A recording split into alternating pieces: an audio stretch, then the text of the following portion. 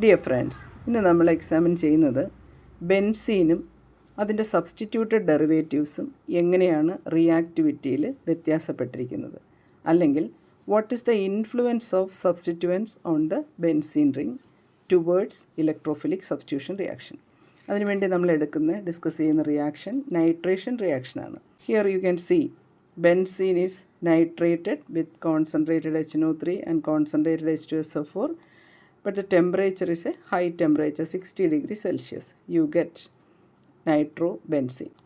ഈ ബെൻസീനിൽ ഒരു OH group add ചെയ്തിട്ടുണ്ടെങ്കിൽ നമുക്ക് ഫീനോളായി മാറുന്നത്. ആ ഫീനോളിനെ നൈട്രേറ്റ് ചെയ്യണമെങ്കിൽ നമുക്ക് ഇത്രയും കോൺസെൻട്രേറ്റഡ് ആസിഡിൻ്റെ ആവശ്യമില്ല.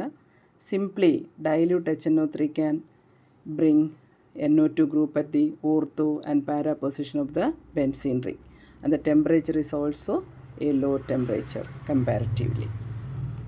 എന്നാൽ നൈട്രോബെൻസിൻ ആണ് നമ്മൾ നൈട്രേറ്റ് ചെയ്യുന്നതെങ്കിൽ നമുക്ക് ഫ്യൂമിംഗ് നൈട്രിക് ആസിഡും അതുപോലെ തന്നെ സൾഫ്യൂരിക് ആസിഡിൻ്റെ powerful form, that is oleum, sulphur trioxide dissolved in sulphuric acid, that is H2S2O7.